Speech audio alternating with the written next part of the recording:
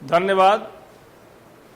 ये महादेवी वर्मा द्वारा रचित संचयन पुस्तक से गिल्लू को मैंने इस पाठ को 2 चरणों में समाप्त कर दिया। आज मैं इसके प्रश्न उत्तर को समझाऊंगा, आप ध्यान से सुनेंगे और ऐसा सुनिए कि समझ करके आप इसको लिख लीजिए, या आप अपने दिमाग की डायरी में नोट करो और घर जाकर के कॉपी में नोट कर लो। इस तरह से सुनो।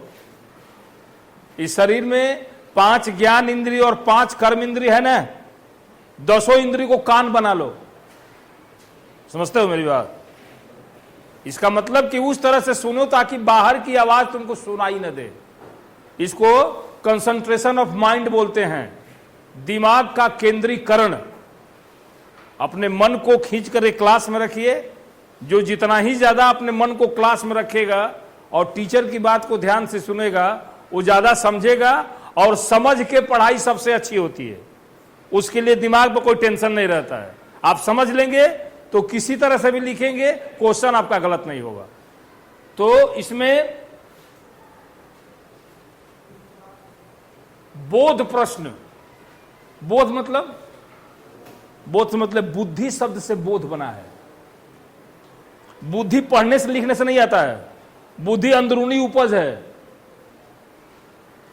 अनपढ़ व्यक्ति भी आप देखे होंगे कुछ ऐसे कार्य कर देते हैं कि पढ़े लिखों के बस की बात नहीं होती है। वो कैसे करते हैं? बुद्धि से। तो बुद्धि सिखाई नहीं जाती है, वो आपके अंदर से उपजती है। तो वही बोध प्रश्न है। पहला प्रश्न है, सोन जूही में लगी पीली कली को देख लेखिका के मन में कौन से विचार उमड़ने लगे? सोन जूही, एक गमले में सोन जूही का पौधा है, हरे हरे पत्तियों के बीच में पीला पीला फूल लगा हुआ है सोन जूही का। उस गिल्लू की कहानी सोन जूही से शुरू होती है और उसके मरने के बाद उस सोन जूही के गमले के नीचे उसको दफन कर दिया जाता है।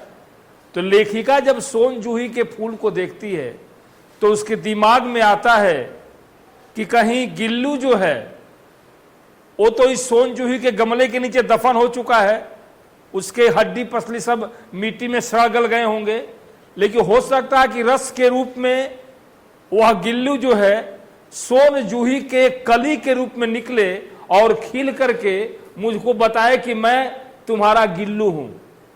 इस तरह का भाव लेखिका के मन में सोन जूही की कली को देख करके आता है। माने जब वह सोन जूही की कली को देखती है तो उस गिल्लू का पूरा चित्र, उसके जन्म से उसके घायलावस्था से लेकर के मरने के दिन तक चित्र लेखिका के दिमाग में खिंच जाता है और वो आशा लगाए रहती है कि सोन जूही के कली के रूप में गिल्लू आएगा और खिल करके मुझको बताएगा कि मैं तुम्हारा गिल्लू तुम्हारे पास हूं। इस तरह का भाव लेखिका के मन में आता है। भावनात्मक बात है, वो थोड़े आएगा, वो तो मर चुका है। दूसरा है, कौवे के आधार पर समादृत और अनादृत। समादृत शब्द का मतलब होता है विशेष इज्जत देना और अनादृत का मतलब होता है अपमानित करना। और कौवा काकभुसुंडी का नाम सुने होंगे आप। रामचरितमानस में काकभुसुंडी एक बहुत बड़े संत का नाम है जो कौवे के भेष में रहते थे। तो ये काकभुसुंडी भी अजीब हैं। हमारे पूर्वज जो हैं, न हंस के रूप में, न मोर के रूप में, न कोयल के रूप में आते हैं। जब भी अपने जीवित लोगों से कुछ पाना होता है तो कौवे के रूप में आते हैं। कौवे के रूप में आता है। देखिएगा, औरतें जीवतिया व्रत करती है ना घर में, तो ये पत्ता पर खाने का कुछ सामान रख देती है ऊपर, कौवा आके खाता है। तो उस कौवा को पूर्वज माना गया है। हमारे पूर्वज जो है, जो हमारे दादे परदादे जो भी हैं, जो मर चुके हैं, कौवे का भेष पकड़ करके हमारे घर में आते हैं और हमारे द्वारा दिए गए अन्न को भोग लगाते हैं। तो यहां इज्जत देने की बात है। और वही कौवा जब किसी जीव को मारता है, उसका मांस भक्षण करता है मार करके, तो अपने मन में सोचते कि वही कौवा, एक तरफ उसको इज्जत दिया जा रहा है और एक तरफ उसको लोग डंडा से मार के खदेड़ते हैं, जिस तरह से उस गिलहरी के बच्चे को घायल किया था। इस तरह से लेखिका के मन में कौवे के प्रति 2 तरह के भाव उमड़ते हैं। एक हमारे पूर्वज के जो रूप में आदर का भाव, और दूसरा गिल्लू को मार डालने की चेष्टा के दृष्टिकोण से अनादर का भाव। यही दो तरह के भाव लेखिका के मन में उमड़ते हैं कौवे के प्रति। तीसरा है, गिलहरी के घायल बच्चे का उपकार लेखिका ने किस प्रकार किया। सबसे पहले वो ध्यान से देखती है तो सोन जूही के गमले में वो चिपटा हुआ है, कौवे से डर के उसमें चिपट गया था, उसको उठा के लाती है, देखती है कि दो जगह चोंच मार दिया है कौवों ने, दो जगह से खून बह रहा है, उसको लाती है घर में, ला करके रुई से उसका खून पोंछती है, उसके बाद पेंसिलिन का मलहम उस पर लगाती है, उसके बाद रुई के गद्दे में उसको लपेटती है, उसके बाद उसके मुंह में 2-4 बूंद दूध डालने की कोशिश करती है, रुई के बत्ती में दूध में डाल करके उसके मुंह के पास ले जाती है, लेकिन उसका मुंह खुलता नहीं है, इधर उधर लुढ़क जाता है। बहुत कठिन से बहुत देर उसका तीमारदारी करने के बाद, उसकी सेवा करने के बाद उसके मुंह में एक बूंद पानी टपकाया जा सका, ऐसा भाव है। उसके बाद धीरे धीरे वह 2-4 घंटों के बाद अपने नन्ही नन्ही आंखों को खोलता है, और खोल करके और धीरे धीरे चारों तरफ देखता है, और 2-4 महीने में उसके शरीर में रोए आ जाते हैं, वो सुंदर लगने लगता है, और बैठ करके लेखिका के उंगली को पकड़ करके और ऐसे इसको करने लगता है। इस तरह से लेखिका जो है उस घायल गिलहरी के बच्चे को उपचारित करके स्वस्थ बनाया।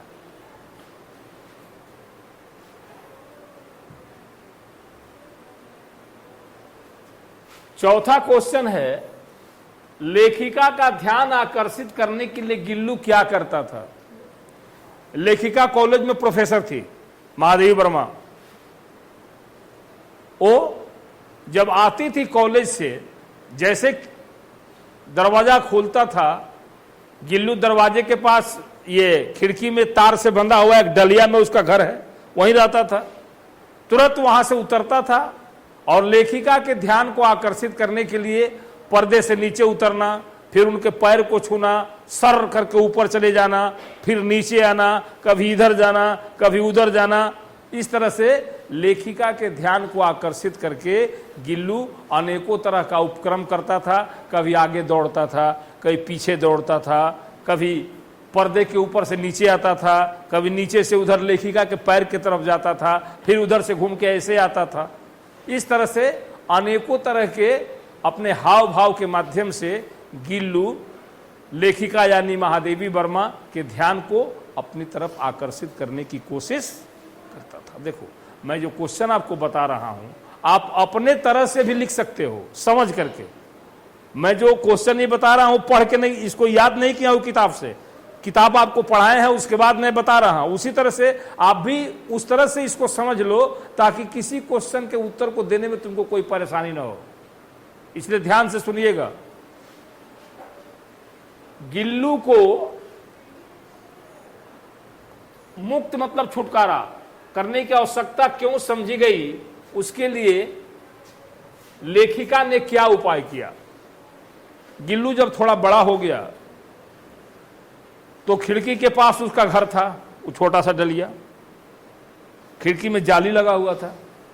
बाहर से गिलहरी जो थे, गिलहरी के बच्चे या बड़ी बड़ी गिलहरियां चिक चिक करते हुए आते थे।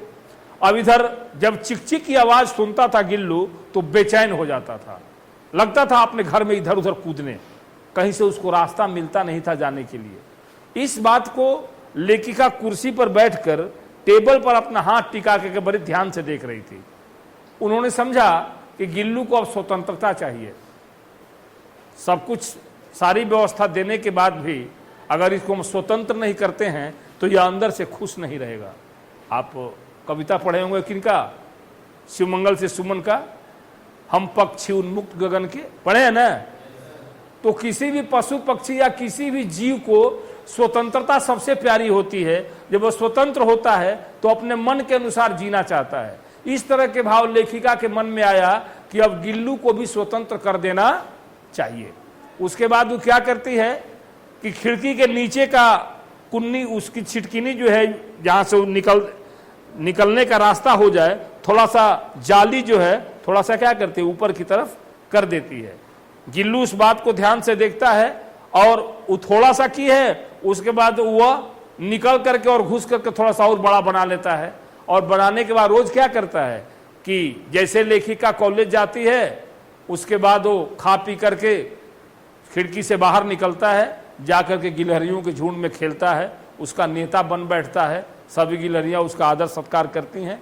उसके बाद शाम को जब लेखिका कॉलेज से लौट कर आती है, न जाने गिल्लू को कैसे पता चल जाता है कि हमारी मालकिन आ गई, और तुरंत उधर से बिजली सी की भांति दौड़ करके आता है और तुरंत लेखिका के ऊपर नीचे इधर उधर कूदने लगता है, और जब तक लेखिका को पकड़ करके शांत नहीं करती है तब तक उनके शरीर पर इधर उधर उछल कूद करने लगता है। लेकिन देखिए, स्वतंत्र तो कर दी लेखिका ने ये गिल्लू को, लेकिन समय से जाना और समय से आ जाना, ऐसा नहीं कि वो भाग गया, समय से जाता था और उसके बाद खेल करके फिर समय से आ जाता था।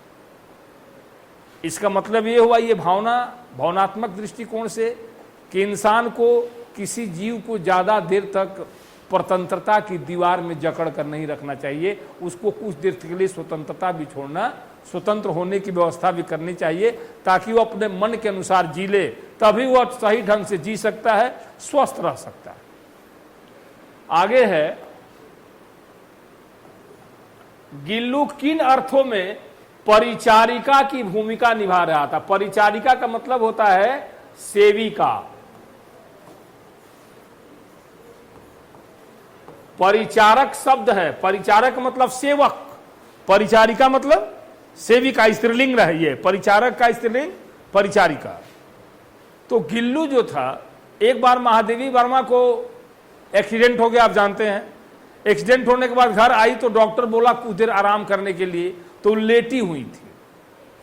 तब तक गिल्लू क्या करता है कि धीरे धीरे अपने घर से उतरता है उस डलिया में से, और लेखिका के सिरहाने चला जाता है, और अपने नन्ही नन्ही हाथों से लेखिका के ये केस में लगा करके ऐसे ऐसे करता है, उसके माथे के बगल में बैठ करके ऐसे, छोटा जीव है, बगल बैठ करके ऐसे ऐसे करता है, जिस तरह से कोई सेविका जो है किसी की सेवा करती है, या नर्स जिस तरह से अस्पताल में रोगियों की सेवा करती है, उस तरह से वह गिल्लू जो था सिरहाने बैठ करके और लेखिका के माथे में अपने उंगली को घुसा करके केस में कंघी की तरह ऐसे ऐसे दोनों तरफ से करता है, जिस तरह से परिचारिका करती है।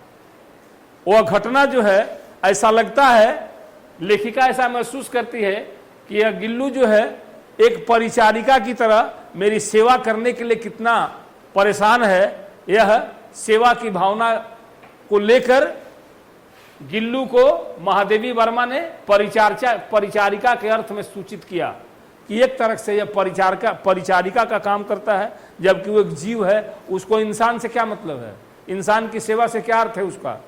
लेकिन भावनात्मक दृष्टिकोण से अगर हम किसी जीव को अपने की तरह समझेंगे तो वो भी मुझको अपने की तरह समझेगा। ऐसा होता है, आप देखिएगा, बहुत से हिंसक जीव होते हैं, सांप पालने वाले होते हैं, सांप को गर्दन में लपेट लेता है, सांप को इधर कर लेता है, उधर कर लेता है, सांप उसका कुछ नहीं, जब उसके ऊपर दांत भी है, ऐसा नहीं है कि उसका दांत तोड़ दिया है, सब है लेकिन नहीं बोलता।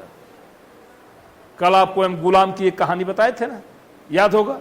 तो उसी तरह से परिचारिका के अर्थ में गिल्लू की भूमिका है इस पाठ में। 7 नंबर है, गिल्लू की किन चेष्टाओं से यह आभास मिलने लगा कि अब उसका अंत समय समीप है। गिलहरी की आयु कितनी होती है? 2 से 3 वर्ष, 2 से 3 साल। जब गिल्लू का अंत समय आया तो उसे चला नहीं जाता था, लेकिन वह धीरे धीरे अपने डलियानुमा घर से उतरता है। उतर करके धीरे धीरे महादेवी वर्मा अपने कमरे में बेड पर लेटी हुई हैं, उनके पास धीरे धीरे जाता है और जा करके उनके हाथ से अपना हाथ सटा करके ऐसा चिपका देता है जिस तरह से शुरू में जब घायल था उस वक्त जिस तरह से हाथ चिपकाया था, वैसे चिपका देता है गिल्लू। महादेवी जी को ठंडक महसूस होती है। अक्सर जब आदमी का अंत समय आता है तो उसका हाथ पर क्या होता है? ठंडा होने लगता है। जब ठंडक उनको महसूस हुई तब महादेवी वर्मा तुरंत उठती हैं और घर में हीटर है, तो हीटर स्टार्ट करती हैं कि कमरे में गर्मी हो ताकि इसके शरीर में गर्मी आए और ये बेचारा जो है कम से कम गर्मी से इसको राहत मिले। लेकिन नहीं, वो ऐसी ठंडक थी कि वो ठंडक धीरे धीरे बढ़ती चली गई और सुबह होते होते सूरज की किरण इधर निकली और उधर गिल्लू का प्राण उसके शरीर को छोड़ करके इस तरह से उसका अंत हो जाता है। महादेवी वर्मा को यह आभास हो जाता है कि लगता है कि इसका अंत समय आने ही वाला है, इसलिए एकदम निश्चेष्ट पड़ जाता है जाकर के उनके बगल में उनके बेड पर। एकदम जिस तरह से आदमी मरने की स्थिति में होता है, एकदम शांत हो जाता है, शरीर में कोई हरकत नहीं है, धीरे धीरे हाथ सटा देता है, ठंडक महसूस होती है इस तरह से। तो ये आभास हो जाता है कि इसका अंत, आभास मतलब मालूम हो जाना कि अंत समय इसका समीप है। प्रभात की प्रथम किरण के स्पर्श के साथ ही वह किसी और जीवन में जागने के लिए सो गया का आशय स्पष्ट कीजिए। प्रभात की पहली किरण के स्पर्श के साथ ही गिल्लू किसी दूसरे जीवन में चला गया, इसका मतलब कि वह शरीर छोड़ दिया, उसका अंत समय निकट आ गया, उसकी मृत्यु हो गई। इस वाक्य का यही आशय है कि गिल्लू अपना शरीर क्या हुआ, त्याग दिया, उसके प्राण पखेरु उड़ गए और महादेवी वर्मा के बेड के बगल में उसका शरीर निश्चेष्ट पड़ गया। जिस तरह से आदमी मरता है तो उसके शरीर में हिल डुल नहीं होती है। तो किरण, सूरज के प्रथम किरण का उगना और गिल्लू के शरीर का अंत होना दोनों एक ही साथ होता है। इसलिए इन पंक्तियों का आशय है गिल्लू का अंत। 9 नंबर है, सोन जूही की लता के नीचे बली गिल्लू की समाधि से लेखिका के मन में किस विश्वास का जन्म होता है। गिल्लू जब मर जाता है उस पर लेखिका क्या करती है, जहां से उसको उठा के लाई थी उसी गमले के नीचे मिट्टी खुदवा करके उसी के अंदर उसको क्या करती है, समाधि। समाधि का मतलब मिट्टी में गाड़ देना। मुसलमान लोग उसको कब्र बोलते हैं, हिंदू लोग उसको समाधि बोलते हैं। फकीरों को कब्र में दफनाया जाता है और साधुओं को समाधि दी जाती है ना। दोनों एक ही चीज है, केवल शब्द का अंतर है, भाषा का अंतर है। इसलिए कि आप देखेंगे हिंदू मस्जिद में नहीं जाते हैं, मुसलमान मंदिर में नहीं जाते हैं, लेकिन ये दारागाह जिसको बोलते हैं उसमें सभी लोग जाते हैं। उसमें कोई किसी को मना करता है?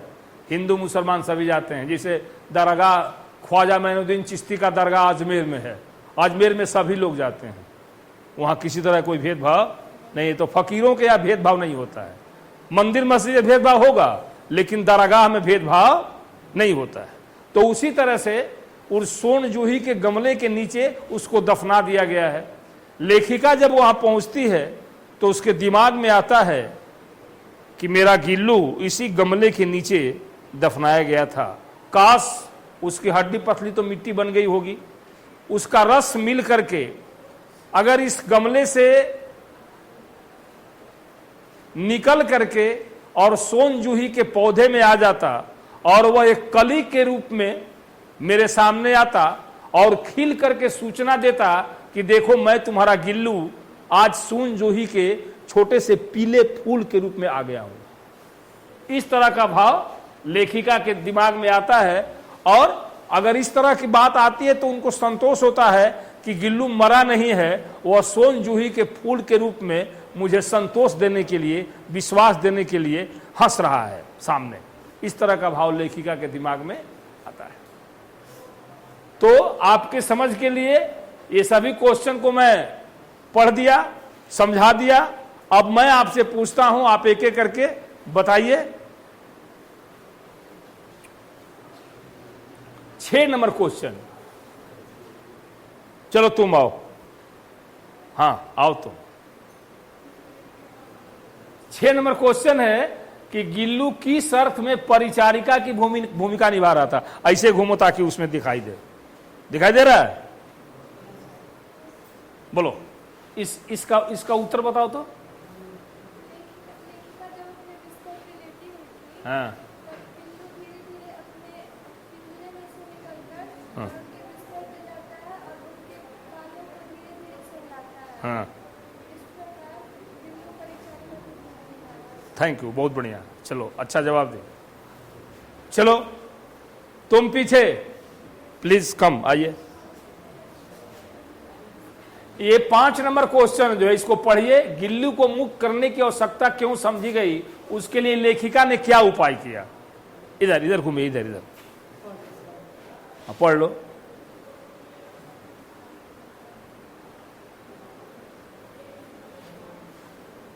जो समझे वही बोलिए।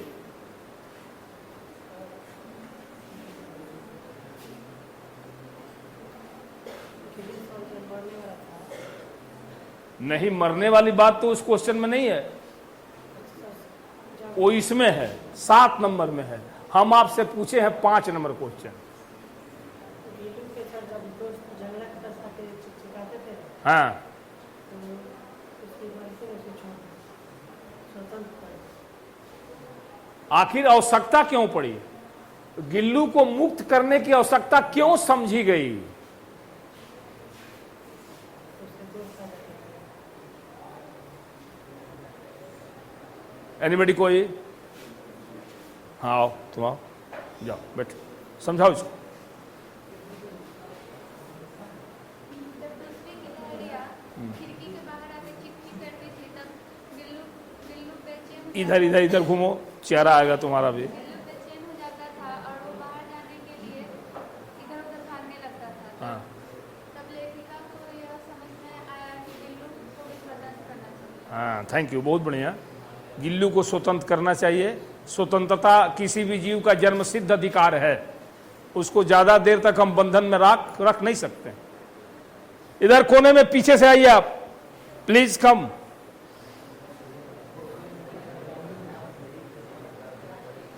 गिल्लू की किन चेष्टाओं से आभास मिलने लगा कि उसका अंत समय निकट है। और जरा इधर आइए, इधर इधर आओ, ऐसे घूमो। हाँ,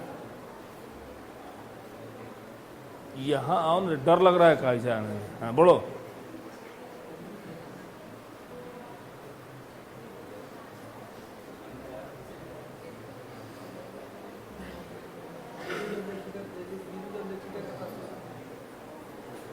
गिल्लू की किन चेष्टाओं से आभास मिलने लगा कि उसका अंत समय निकट है। गिल्लू जाकर के लेखिका के पास क्या ऐसा काम किया जिसे लेखिका को पता चल गया कि लगता है कि इसका अंत समय अब निकट है, ये जल्दी मरने वाला है। अब बोलो, आधा तो मैं स्पष्ट कर दिया, अब आधा तुम बोलो।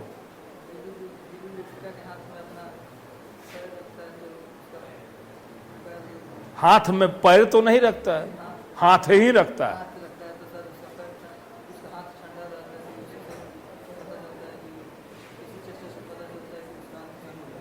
तो उसका हाथ ठंडा क्यों लगता है।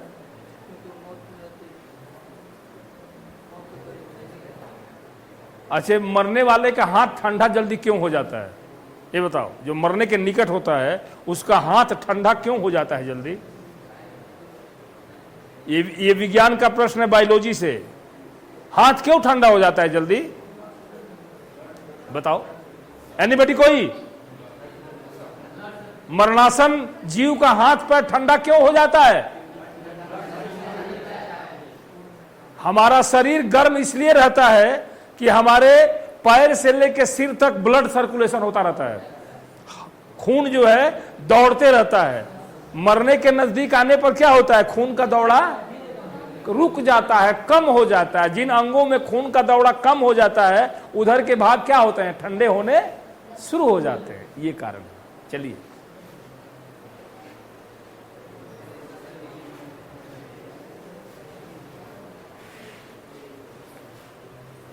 लेखिका का ध्यान आकर्षित करने के लिए गिल्लू क्या करता था। तुम आओ आगे से, बोलिए। लेखिका का ध्यान आकर्षित करने के लिए गिल्लू इधर उधर भागने लगता था, कभी पैर से उधर तक और उधर तक करता, और उन्हें इधर उधर भागने लगता, जब तक लेखिका उसको पकड़ कर एक जगह पर नहीं रखे। थैंक यू, बहुत बढ़िया, अच्छा बोला। चलो, ये 9 नंबर क्वेश्चन कौन बताएगा। पढ़ो सभी लोग, ध्यान से पढ़ो 9 नंबर क्वेश्चन को। सोन जूही की लता के नीचे बनी गिल्लू की समाधि से लेखिका के मन में किस विश्वास का जन्म होता है?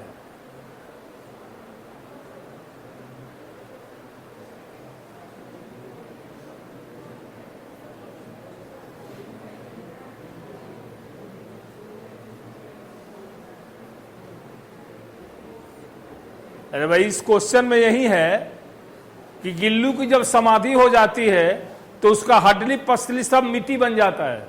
लेखिका के दिमाग में ये बात आती है कि काश ये मिट्टी का रस जो है सोन जूही के पौधे में आ जाता और आ करके और एक कली के रूप में छोटा सा पीला फूल मेरे सामने खिल करके बताता कि देखो मैं तुम्हारा गिल्लू तुम्हारे सामने आ गया हूं।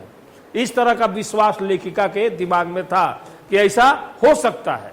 यही बात तो है और तो कुछ नहीं है।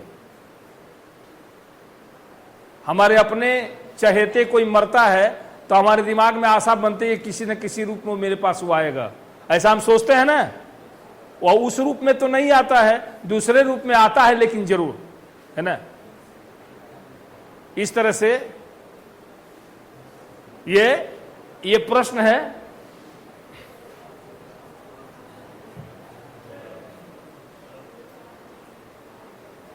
यहां पर है सोन जूही में लगी पीली कली को देखकर लेखिका के मन में कौन से विचार उमड़ने लगे?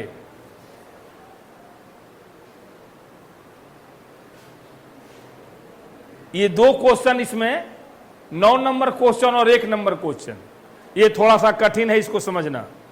इसमें जो है सोन जूही की पीली कली को देख करके लेखिका के दिमाग में बात आती है। ये दोनों प्रश्न का सामंजस्य करीब करीब एक है। लेखिका के बाद में दिमाग में आती है कि काश गिल्लू इस सोन जूही के पौधे के नीचे दफन हुआ है, अगर वह पीले रंग के फूल के रूप में अगर छोटी सी कली बन करके निकलता और निकल करके और एक फूल के रूप में मेरे सामने आता, हवा के झोंके से हिल करके बताता कि देखो मैं तुम्हारा गिल्लू तुम्हारे पास आ चुका हूं, मैं मरा नहीं हूं। इस तरह का भाव लेखिका के दिमाग में आता है और इसी भाव ऐसे ही विचार उसके दिमाग में उमड़ते हैं कि यह फूल जो है मेरा गिल्लू बन के मेरे सामने, रंग तो बदल गया है लेकिन मेरा गिल्लू ही है। एक बहुत पहले शायद एक फिल्म आई थी मक्खी, देखा है मक्खी फिल्म? उस कहानी को याद करो, किस तरह से उसको बदमाश लोग मार देते हैं और मक्खी के रूप में आकर के अपनी पत्नी के सामने लिखता है कि मैं तुम्हारा पति हूं, ओ मक्खी। और उसके बाद वह किस तरह से बदमाश को मार देती है मक्खी। तो वो तो मर चुका है लेकिन वह मक्खी के रूप में आता है तो उसको विश्वास हो जाता है कि हो ना हो ये मेरे पति हैं, जो कि दूसरा जन्म में जो मक्खी बन के आए हैं। उसी तरह की बात लेखिका के दिमाग में आती है कि गिल्लू तो मर चुका है लेकिन हमको विश्वास है कि सोन जूही के गमले में एक पीले फूल के रूप में आकर के हमको बताएगा कि मैं तुम्हारा गिल्लू तुम्हारे सामने हूं। यही बात।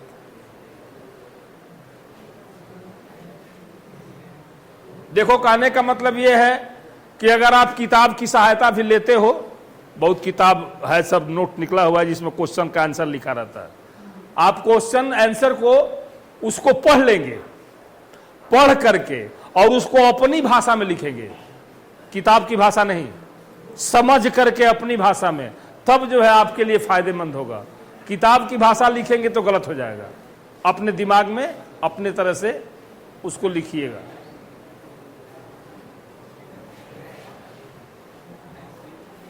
Thank you. आज